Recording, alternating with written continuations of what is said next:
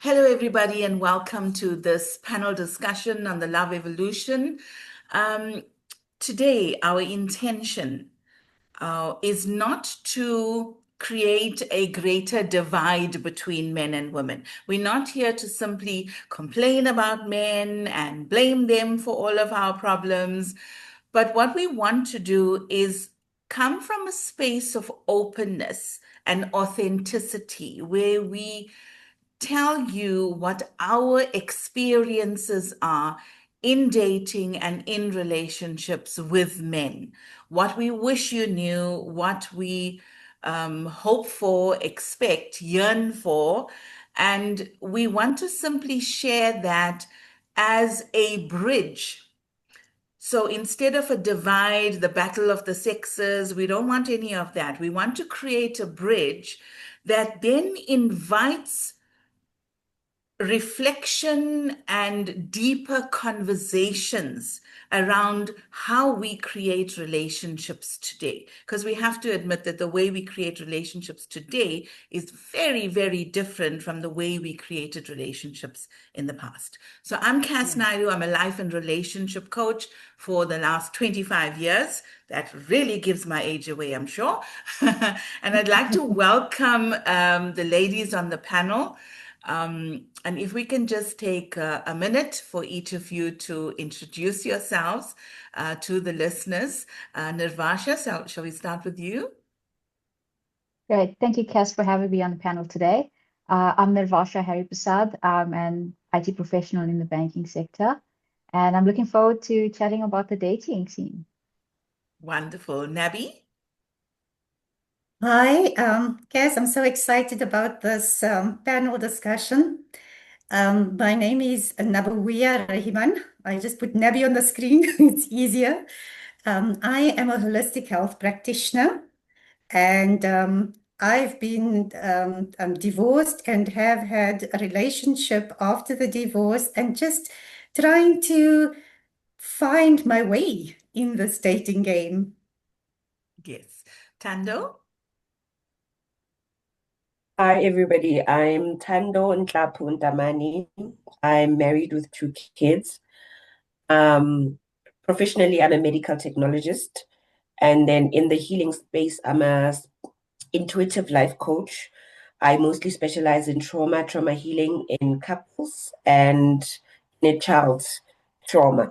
So basically, the space that I work in, I come here as from the trauma aspect of the feminine and masculine. Thank you. Wonderful. Hetty? Yes, good morning, ladies and men, everybody. I'm Hetty Lowe. I am a business coach, and my speciality, what I focus on, is business women, how to find work-life balance, how to run to be a mother, a wife, all the expectations at home, and then how to incorporate in your business, even if you're not a business owner, but in the corporate world. I'm now married for the third time. I always joke to say I had more husbands than dogs. But anyway, so yes, that's me in a nutshell. Okay, beautiful. We have a nice range of women here. And what we want to do is not only speak from our perspectives, but as you know, women have conversations with other women. So it's all the conversations that we're having with our girlfriends, our sisters, and we want to bring all of that here to create awareness around relationships. So we're not here to say to anyone, go break up with your partner now and go make these demands on your partner. We're here to invite deeper conversations around relationships. So let's start off with dating. So I know some of you are married, so we won't go to you for that question. But when it comes to dating, it's different today than it's ever been before. In the past, you met your partners at school or universities, or somebody in the family introduced you to somebody. And today, the majority of people are meeting through dating apps or something online, social media or something like that. And it comes with its own challenges. And from my personal experience, I find that when you connect with someone on a dating app, there is minimal effort being made.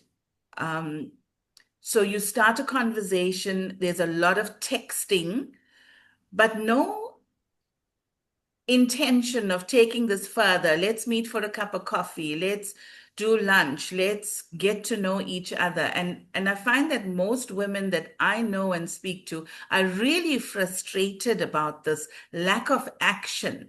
We want men to be able to take the lead. We want them to say, hey, let's take this in real life now. And the complaint is that women are having to do this as well. Nirvasha, what's your experience with online dating? Thanks, Cass. I think with the in digital transformation and in the digital age we live in, um, the biggest thing I find with online dating is that it's very easy for someone to hide behind the screen. Whether it's men or a lady, it's very easy for us to hide behind the screen. And I've been on lots of online dating apps. Uh, you swipe left, you swipe right. And in that initial perception or that initial swipe right or left, there is an element of judgment you apply on the person, on the picture, on their profile that they put up there. And often when you swipe right or left, you build this image in your mind of what this person could potentially be like. One of the biggest challenges I find on the online dating world is where people are not showing up for who they claim to be. So it's very easy to put up a profile or put up, I want to say, a CV of yourself that looks perfect. But as you start chatting and as you start getting to know the person, you start seeing that the image that was portrayed is starting to now mismatch the person that you are experiencing. And it goes from a wide range of like either showing up or maybe not showing up. Um, there's a lot of lies and dishonesty that comes through because people also share on their profiles what they believe the world wants to see. It's not what they truly believe they are willing to share. And I think for me, that's a huge difference in how you show up on the online world and then subsequently in person. As you said, like on the online world, it's so important to not get stuck in the world of texting, right? Because when you start texting and you overtext, you get emotionally attached to this virtual image of someone.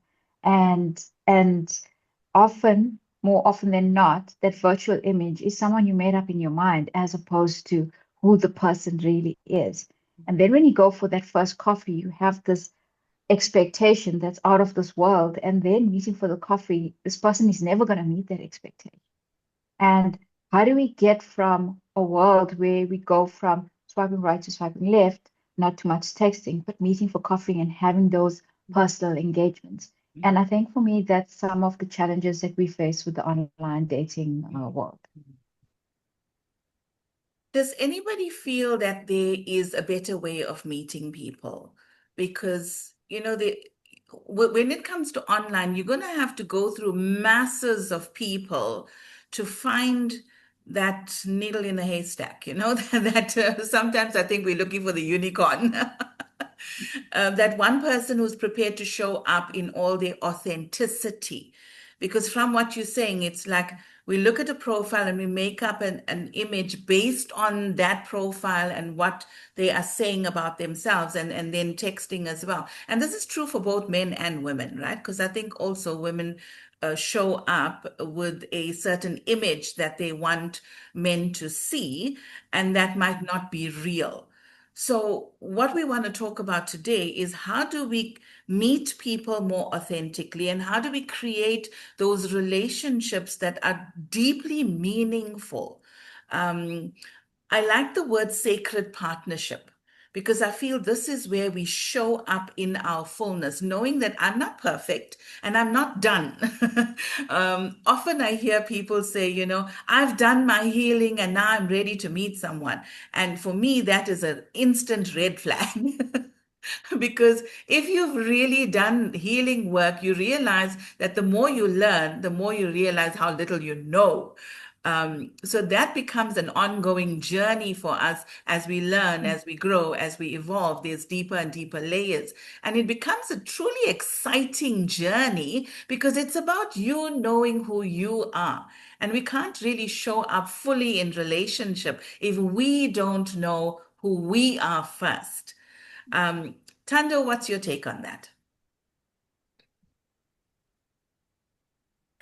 I'm sitting here thinking about everything Navasha said, and I'm reverse engineering this because I remember when I met my husband, we hardly had that much communication, and we actually built our whole relationship on Mixit.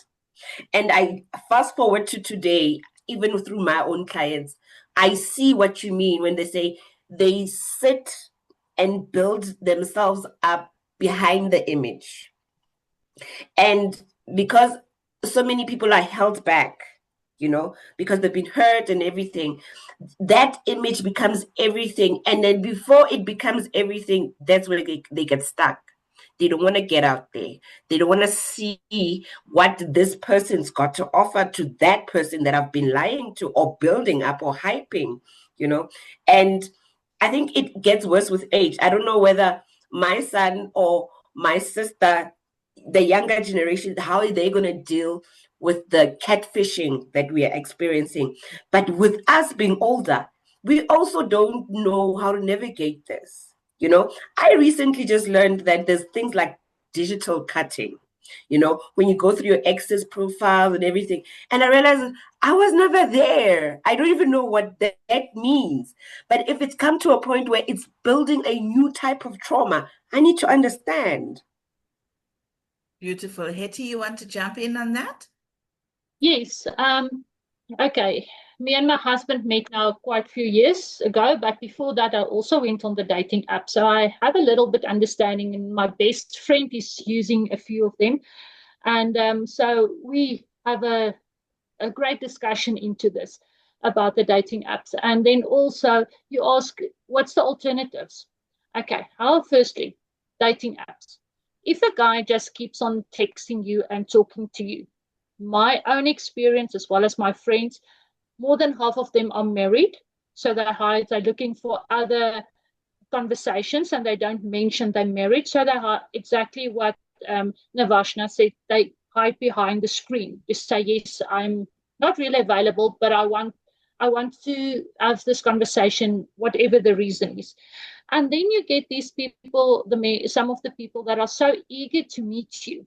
And that is sometimes the people who's the narcissist who really wants to use and abuse you or your system, or the con artists, because that also happened to one of my friends. So after that, we all were very, very scared of dating apps because anything can go. The profile is set up there, but you don't really know who's the person behind that. So what I found, and some of my girlfriends, is about our hobbies. I belong to quite a few organizations. One of them is where I belong to a hiking club. I belong to a fishing club where we went fishing. And there you meet a lot of like-minded people. I belong to a business network group, and it's people that have similar interest. So it's not necessary that you're going to meet somebody there, but you will get invited to a lunch or a dinner. Or on my fishing, that's where I met Johan, is this friend of mine that I went fishing with. And she said, Hetty, I've got this widower. His wife passed away recently. He really, really needs just women conversation. He's just going into the more negative man mind and don't see the soft side of life anymore. And that is how I got introduced to my husband. And it also, just the introduction, hello, let's go for coffee, get all the rest of the people out. So I agree, coffee is a very good thing, but dating apps, I and my friends, two of my friends, had very, very bad experiences on them. And we prefer to go to people who's already like-minded, think like us, and then that introduction is happening. Then already half of the picture is what you're going to is already there. Yes. If it makes sense. Absolutely. Some very good suggestions there. And Hetty, you brought up something quite important because what I've realized is that when women go through losing a partner or a breakup, divorce, we tend to come together and support each other, and we can talk each other through those times. But with men, I think there's a call for them to actually have deeper conversations with other men. From what I see, it's more likely that when a man goes through a difficult time, another man says, "Hey, let's go grab a beer or let's go fishing." And it's almost like to take your mind off what you've just been through rather than helping their friend through that healing process. Um, so one of the things that someone just mentioned to me when I said we were going to do this panel here is that men need to step up and do the work on themselves. Because if you look at the majority of personal development, and these are stats that I have, 70% women show up and 30% men. So now, when you look at that 70% of women, who are the men they're supposed to meet if only 30% of the men are doing the work? So can you see? So we're not looking for men that we have to raise or we have to coach or we have to counsel. We're not looking for that. We're looking for men who can come in and say, I have done my healing work or I am doing my healing work and I'm willing to look at myself and see where I need to step up. Because let's admit, all of us are doing the healing work and we're not saying we're done. In relationship provides that platform for us to see who we are, and how we need to show up differently. Nabi, is there something you want to contribute on that topic? You know, I agree with that whole idea about healing. I myself have been on this healing journey for a long period of time. And I must say, when I meet guys, I get disappointed in the fact that they want to keep it shallow. They wanting to have fun. They not looking for commitment. I think they're scared, to be quite honest. I think maybe after a breakup or the fact that they're single for such a long time and women have been evolving is actually making men scared as well. This is my experience. It's an irritation to me because I'd like the man to step up and explore himself so that if he knows who he is, he can show up authentically. And I feel that that is a huge gap that's happening. And, Hetty, you're talking about the stats with dating. My cousin is about the only success story I've ever heard when it came to meeting someone online because she actually got married to the guy. But I mean, My that's one. cousin as well. So it's very few. But, in my experience, the biggest thing is growth. Why are we trying to stunt our growth? Like, this is what I feel about men. Why are they afraid of growth? Does this mean that they have to step up and they're afraid of stepping up? Why are they not willing to show up authentically? So they'll be intrigued by you for a long period of time, and then when you start getting very real with them, they run away, or they ghost you, or they don't know how to behave anymore because now they've been putting on a facade for too long. Yes. Yeah. And I think that, the concept of ghosting and the catfishing that we mentioned earlier, right now there is a lot of wounded masculine energy. The majority of men are in their wounded masculine energy. So they're not showing up as leaders. They can't really be the decision maker, the provider, the protector. They're not really showing up as we want them to be. So I think this is the frustration with women, and so many women today are opting to be alone, especially those independent women that are still doing the work on themselves. They're looking at it and they're saying, here I am, I'm an independent woman. I have my own income, I own my property, I travel, I have great friends, and I add value wherever I go. So this is who I am. So a man has to meet me where I am. I'm not asking him to be a superhero here. I'm saying, can you meet me where I am? But I'm not prepared to settle for less than that. If I have to hold your hand and heal you, then you're a client, you're not a partner. And if I have to raise you and be your mother and tell you, how to speak and how to dress and how to show up and things, then that kills the chemistry. You cannot be a lover if you want to be a child. Right? So it is about this masculine energy, and I know Tando wants to talk about this as well. So let's go to you about the wounded masculine.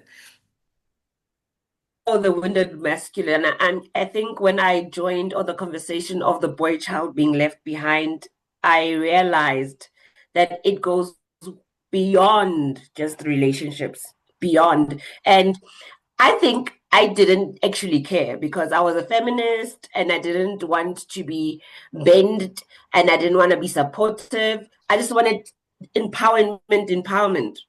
Now, God thought it would be fun to give me two boys. And now I'm forced to have to heal my masculine as a woman. Yes. And you need to see how we were raised in homes where patriarchy was the red carpet for the boy child. And for us, it was easy how you observed your mom being treated as opposed to what you want out of your own outcome. And the subliminal messages that came through is like, I'd rather work hard. I'd rather work hard. And the boy child that, like, even if you were to bring up twins in our day and age, and I'm talking about also our mother's generation as well, along the way, the message was not the same. And you can see how they expected patriarchy to keep paving their way through life and paving their way through relationships because Nebi, when you say that there is the lack of growth and they need to come to our level, their nature required them to just be, and that which is feminine, not masculine. They needed to work towards something. Unlike us, we were working towards something and that became our masculine. Yes. You see how our energies crossed lines, and now you're sitting there thinking, how do I give you grace when you don't even see that the very system that created you is holding you back? Because right now we should be at a level where we're talking about our deepest desires, thoughts, and emotions to create our intimacy. But I'm still complaining about communication. Please call me when you get where you're going. Please do this. Set up a proper date when you want to see me. We're not at the stage where can we share our intimacy in where we grow. So that's what I'm saying. When you look at how behind it is, maybe I doubt if you are going to be getting somebody who has the healing capacity. And if they do, they get stuck at pointing thinking that, oh, I've done the healing. Now you must just come here perfect. Yes, yeah, such important points there because I think we have to admit that as much as the divine feminine energy has been rising on our planet, we still live in a patriarchal society, right? Yes. And men have been raised to think that their presence is enough, that if I'm here, then it is enough. So women now have, in the last 60 years, women have been working really hard to come into the job market, to gain the best education possible for them, to become independent women. And men have not stepped up in that last 60 years. So the expectation is that when I meet a partner and I have a woman now in my life, that she's going to take over all the cooking, all the cleaning, taking care of the kids. She's the chauffeur, the cook, the everything, a social event planner. She's just everything, and the lover. And women today are opting to be alone because they're saying, what do you bring to the table? And when we say provider, I think even that term has changed over time because most independent women today can provide for themselves. But we're asking men to show up in a way that, can you provide emotional safety? Can you provide the space for me to step into my feminine power? You cannot dictate to a woman and say, you need to be soft. Women have stepped into their masculine energy because they were forced to do that. It's not that we want to be in our masculine, but if a man is showing up in his wounded energy and he cannot make a decision, the woman is forced to then take on that role and make decisions, right? If he's not taking the lead, she is being forced to take the lead. So then she is pushed into a role where she is sitting in her masculine energy, and then men are saying, oh, you're intimidating, or you're too much. All right. So I think this is a frustration that we're seeing among women today, especially those independent women who have really done the work-wise, but also personally. And we're coming to a space and we're saying, can you meet us? Can you really provide that emotional safety that can we grow together? Can we come together in our authenticity? Can you be vulnerable with me as I can be with you? You can't say to a strong woman, you need to be softer. She can only be soft when she feels emotionally safe. So it's your role to provide that safety. Nirvasha, you want to comment on that one? Because you come from the Yeah. corporate world and you see women who are very strong and powerful. And what are the challenges that they're having in meeting men who can meet them where they are now? Yeah. So, Cass, I think for me, when you go back to the whole provider concept, right, and men previously being seen as a provider, and the reason why women have to step up is that because for some reasons, somewhere along the line, that concept of men being a provider has fallen through. And what we see now is, or I have experienced as well, is a lot of the men are no longer being the providers, are no longer seeing themselves as providers. So they want to go into a relationship with someone who is stronger, who is the perceived stronger version of themselves, but they're not entirely comfortable because they know that the woman can then provide for them, but they want to be almost taken care of. And I think for me, that's coming more and more through, especially now as we evolve through the times. There's a lot of wounded masculine that's coming through, especially in that where you meet men, they come across initially as very strong people. And then afterwards, they question a lot of what you do, they question a lot of your worth, they question a lot of like your healing, and they create a lot of doubt in the space that you have walked on. And for me, I think some of those things are red flags, and but it's red flags in the sense that the man is almost bringing you down to come to their level. And maybe the question we should also be thinking about is, how do we then uh, stay at the level that we are at, and then sort of like I don't want to say, yeah, and sort of walk away from the guys who have not yet healed, who are coming in to use you predominantly because you're a solid provider. They can see you're a solid provider. They know I do not need to put in the effort because you are a provider, and I can sit back and relax and everything will be taken care of. And I think for me, I read a saying recently that says, like, I really enjoy my solitude being single, and you got to offer me a hell of a lot more if you want to come into my life. And for me, that is such an important thing. Yeah, yeah. And I think it's also, like the number one thing that men want is respect. But respect is not something that's given because you were born male. Respect is something that needs to be earned.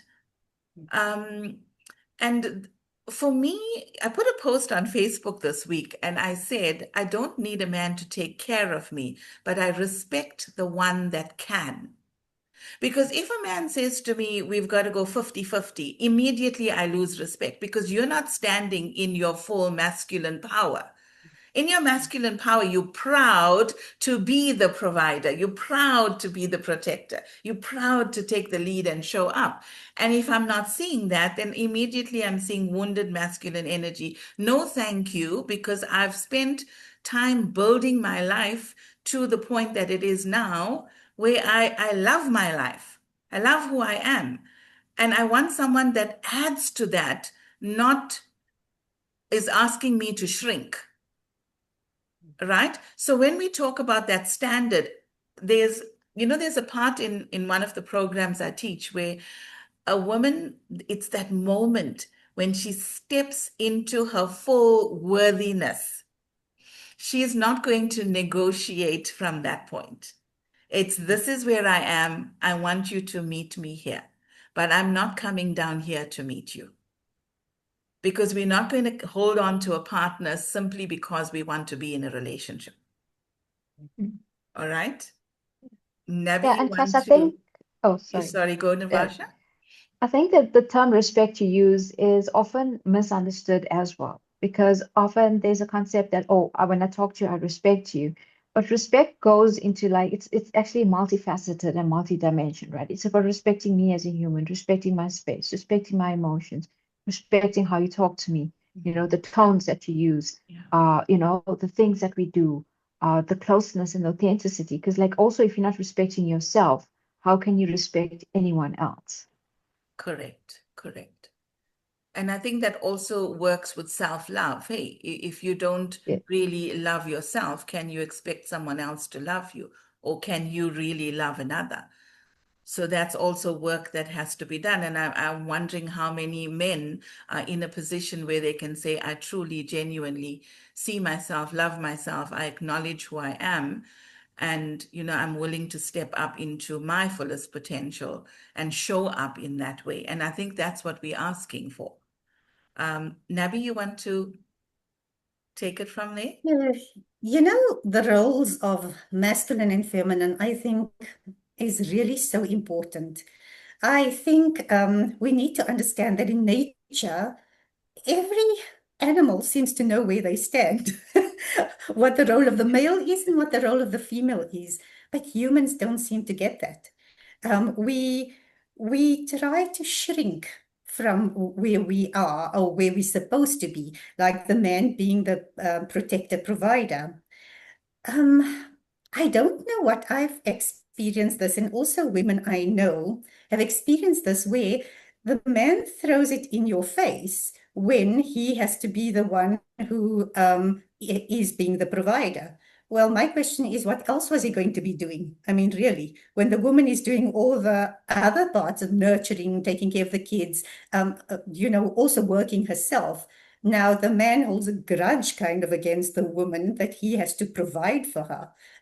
If there's a tap that's broken, it's, I've had this said to me. My ex-husband used to say if there was something broken in the house and I'd bring it to his attention, it was, oh, you're just full of problems, no solutions. And then eventually I started hiring. I just went ahead and hired a plumber or an electrician to fix up the stuff. And then it was, oh, you taking over the man's job.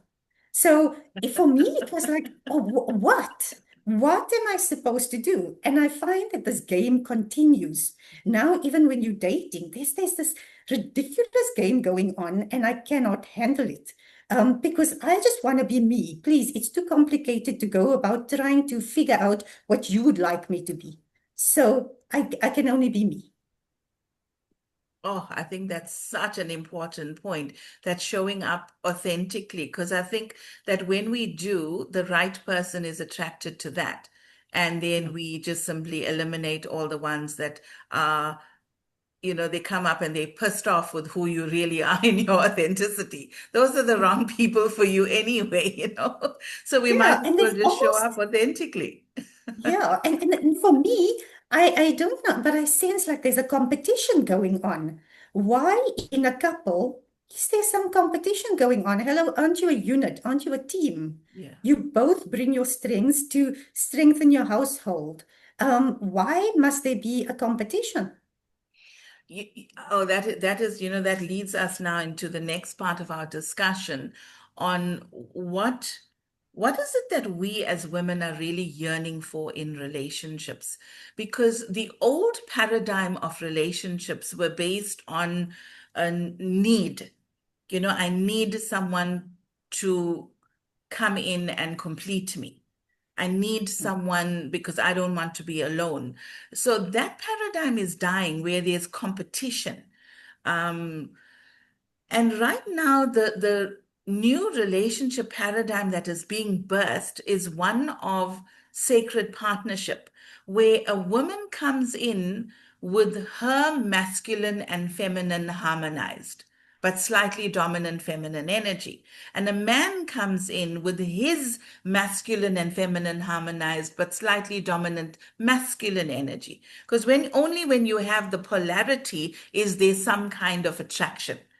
If a woman is in her masculine, she's not going to attract a man who's in his masculine, right? So we need to have that polarity.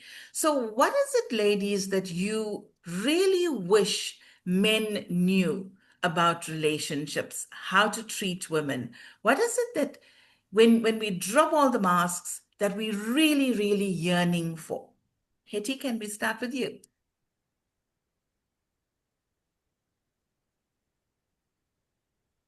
Sorry, struggle to unmute. Yes, there is a few things. Please bear with me. I'm going to tell you a little story about myself. Like I told you, I am now busy with husband 3, and hopefully it's the last one. My first husband, believe me, I loved him to bits. We got married when I was 21, he was 23, so very young. All this ambition, I came from a very poor background, and he's a go-getter. So together we built this business, we built this life together.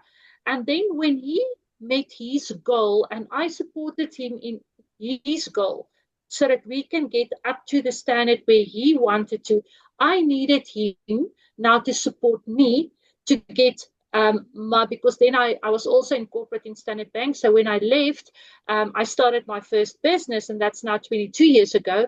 And I needed his support. And then suddenly, but why you're not the woman of the house anymore? Why do you want to do your business now? Why do you want your own property? Why do you want to do this?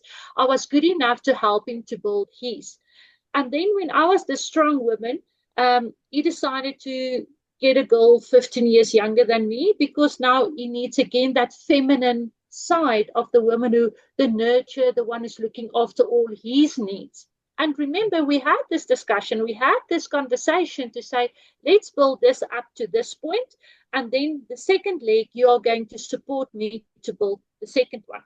So husband number 2, it was absolutely this narcissist. I was the boss. I was 10 years younger than me. I was going to rule, and I'm in my head, I'll pay him to be my husband. I will support him financially, and he can look after me and my needs. It lasted 18 months. That's a no-go. So then he's out of the door. Now I've got Yuan. And what's finally, I got somebody who will listen to me. In the beginning, I told him, this is my trigger points. This is the stuff that I get very, very upset with. So I will phone him from work, and I'll tell him, listen, I'm on my way home. Don't ask me how my day was. It was terrible. I don't have time. When I get home, he'd run me a bath of water, bath. He gave me a glass of wine because I'm a wine lover. Sorry, ladies. Get in the bath with my glass of wine, bubble bath, and he will leave me. After an hour, he will come and, can I talk to you now? And then he will listen. Later, when I feel better and I ask him, listen, how was your day? Then I hear his day was even worse than me. But because I phoned him first and said, please listen. And he also taught me a very, very important thing that I never realized. And remember, I've got 3 brothers as well. He said, you must tell a man how he's supposed to react in your moods and what you expect from him. So I will phone him and tell him, listen, I'm angry. Don't talk to me. Don't ask me how my day was. Give me space. And I ask him the same thing. So he will also tell me and say, because when we have fights, that still happens, obviously. And he will tell me, give me space. In the beginning, it was for me very difficult because I want to get things resolved immediately. So I also had to listen to him and his needs and give him his space. But this was the most important thing, is that I've got somebody who listens to me. And if I feel uncomfortable with a conversation or how he acts, I talk to him about it. Well, in the beginning, I was very scared because you cannot talk to a man about his feelings. You cannot tell him what to do. But it came from his side.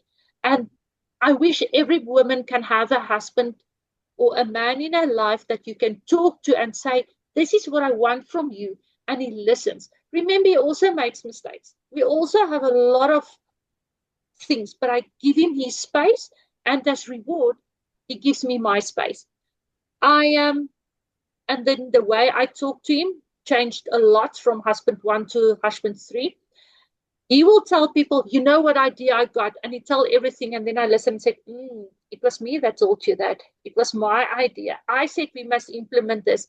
But he still believes he came up with it, because that is the way you see it. You talk to him. My grandmother also always said, he's the head, you're the neck. You turn him wherever you want to. But you need to know how to talk to your husband or the man in your life to get his space. And not everybody is the same. But that is what worked for me. And that is what helped me. Is I finally got somebody that give me space, listen to me, and is a very strong man, because it takes a strong man to handle a strong woman. He's got his, and I've got my own business. My husband is a artisan. He's a boiler maker. He's not, he's now a sales rep, but he's not business minded. So in business ways, we total different. In how to work with finance, I had to teach him. You don't have to work harder to get more money. You have to work, but he listened. But he still steps in his masculine role to say, you know what, this is what I can provide, and this is 100%. So I'll take care of A, B, C, D, and he takes care of it. I don't have to stress and worry about it. We call it in Afrikaans, seentjie goeders en dogtertjie goeders. So he'll do the men work. If something is broken in the house, I'll tell him once, I'll tell him twice, and then I said, must I phone somebody? No, and then he'll do it.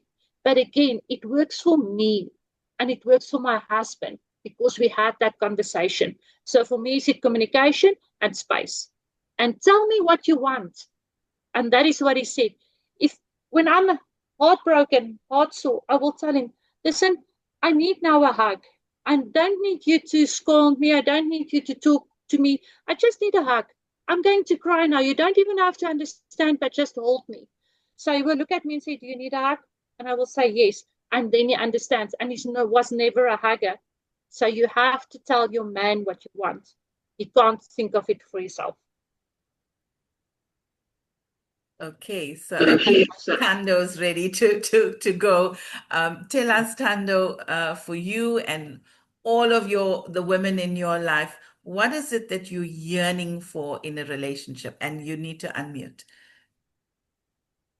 One thing that I am gathering now, because you had already sparked the conversation earlier on in the week, and I've had conversations with my mom, I've had conversations with my sister, and now when I'm listening to Hetty, I realize that in the intimacy of any kind of relationship, we just want to be honest, tell me exactly what you want.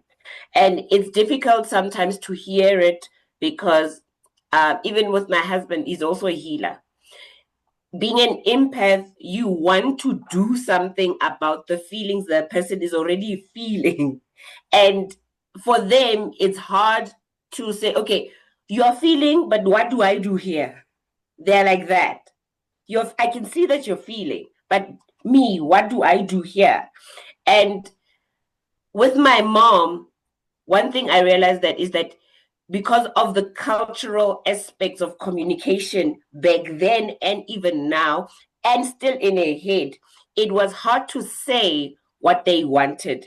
But when they got angry and it came out, it sounded like they were nagging.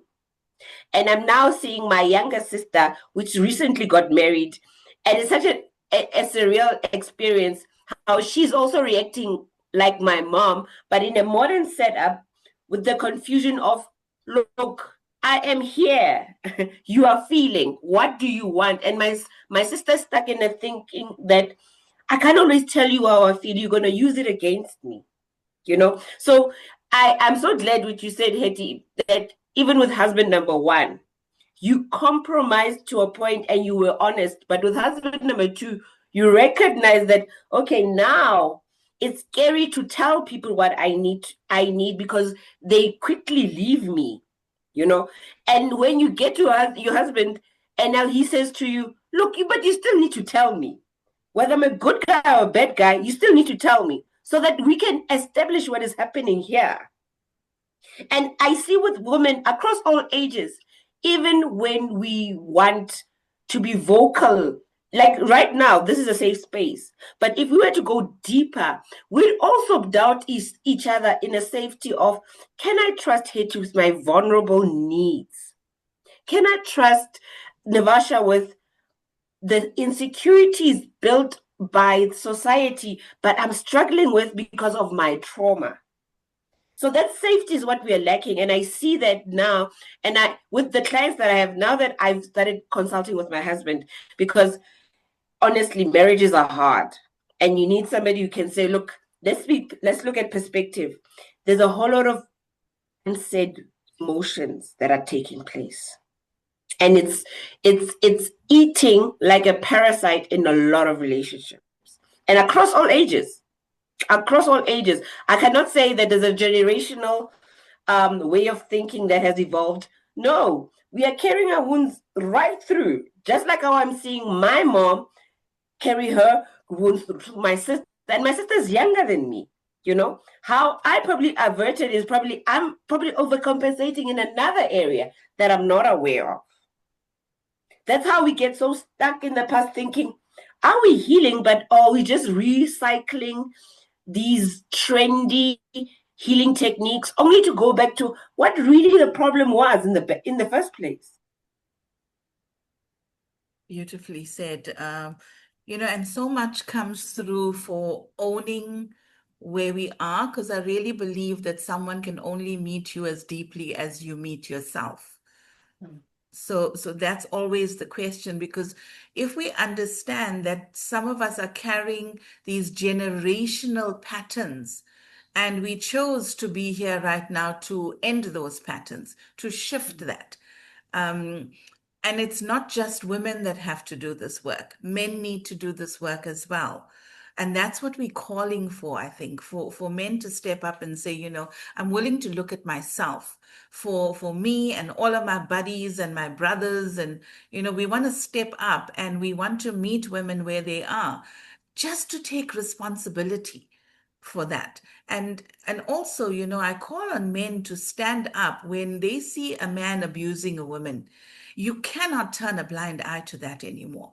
We can have women marching in the streets and, shining a light on all of that kind of abusive behavior. But I think men need to stand up and say to their brothers and their best friends and say, this ends here. This is not the behavior that is warranted any longer.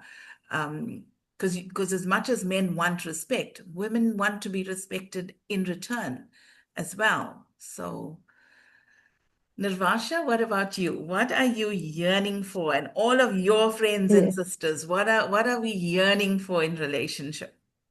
Cass, to add to what Hetty and Tanda also said, I think the biggest thing that I find is often as women, we assume men can read us and we think men are mind readers. And it comes back to what they said, what the lady said earlier, it's just tell them what you want. And I think for me, being an independent woman, it's actually very difficult to just ask for what you want because you can do it yourself, right?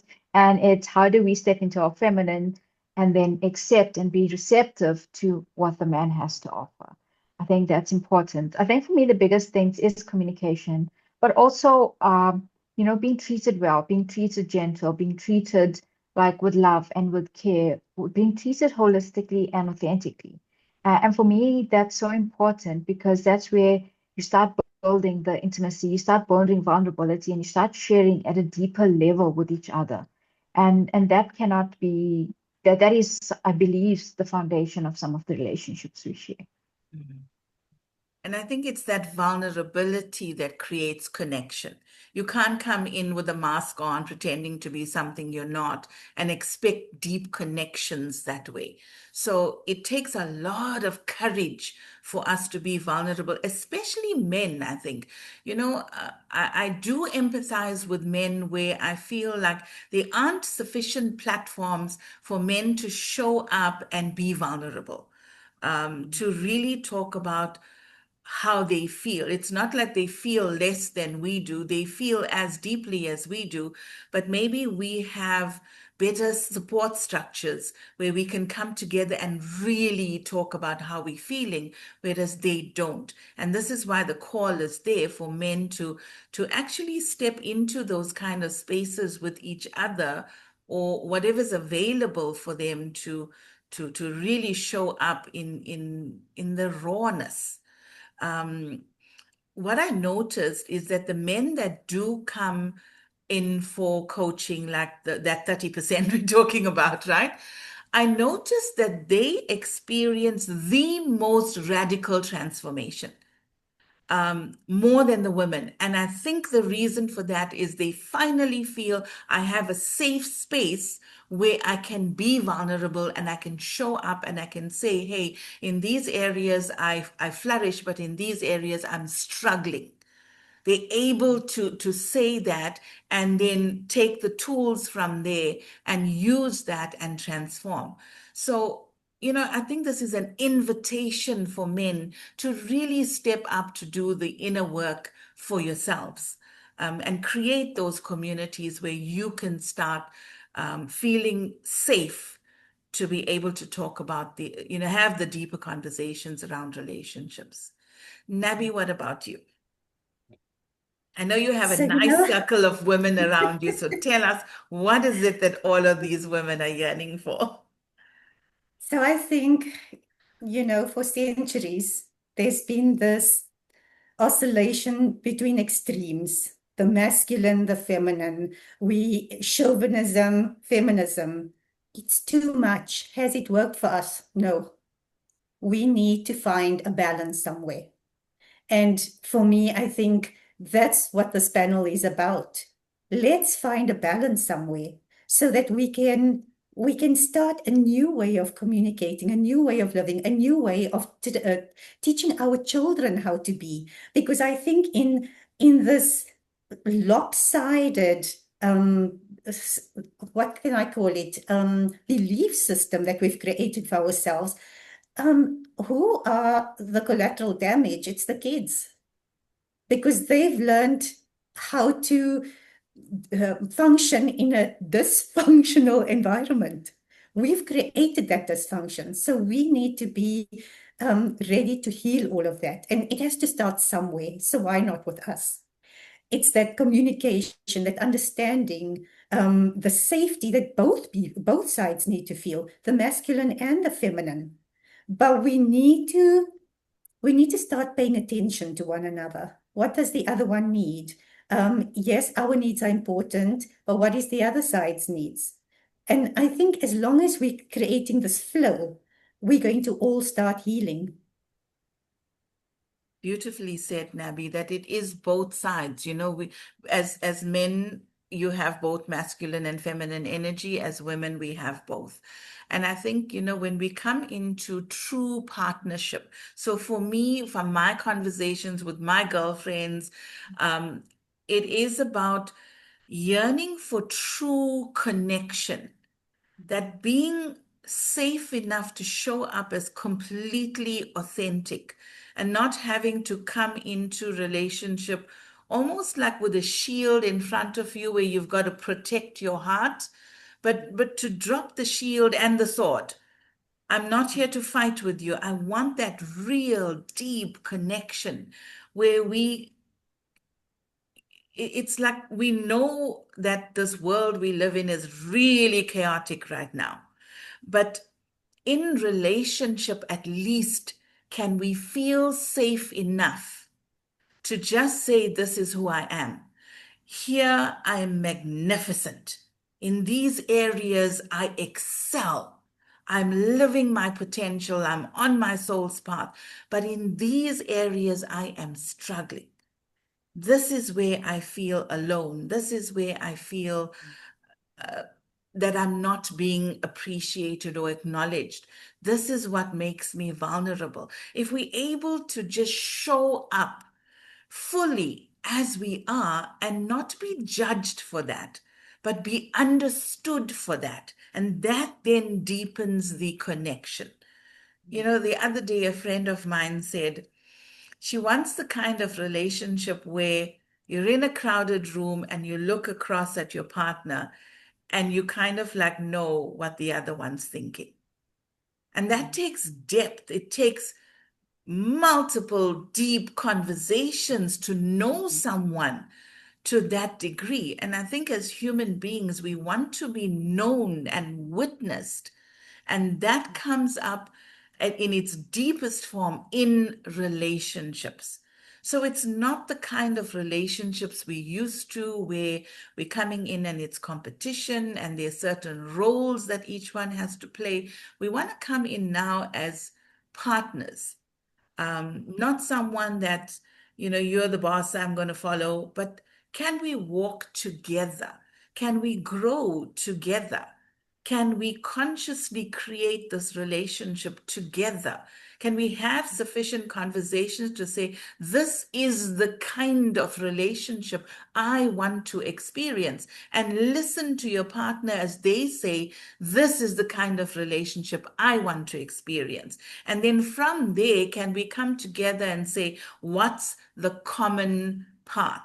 Where's a path where you have your needs met and I have my needs met? Sometimes we have to negotiate, we've got to make some sacrifices, and sometimes we can come together and say, well, these are the things we want in common, let's create this. And when we're consciously creating a relationship, then every decision that we make, it's either leading us towards the vision of that relationship we've created together, or it's taking us away from it. And if it takes us away, it's a no. If it takes us towards that, it's a yes. It makes our decisions so much easier. And it makes the way we show up in that relationship so much clearer.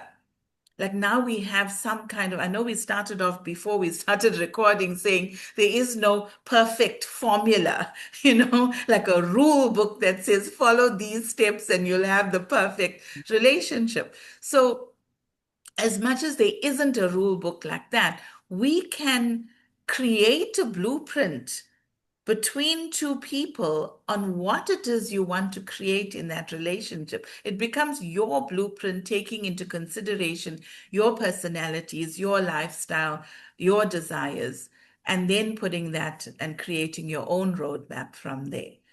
So, the good thing is that in a week or two, I'm going to do another panel like this with a group of men. And we're going to invite them to give us their perspective and tell us maybe some hard truths that we need to hear. And, I know I'm open to that, and I'm sure you ladies are open to that as well, to see it from the other side. Because like I said in the beginning, we're not looking to create a greater divide. We're looking to create a bridge where we can meet in the middle and we can say together, let's bring in a whole new paradigm of relationships. So ladies, I want to say thank you to each one of you for showing up today and for being real, for being able to speak your truth so openly. I'm deeply grateful for your presence today. Thank you, Kas. Thank you, Kas. Thank you very much, Kas. Great pleasure. Thank you very much, Kas.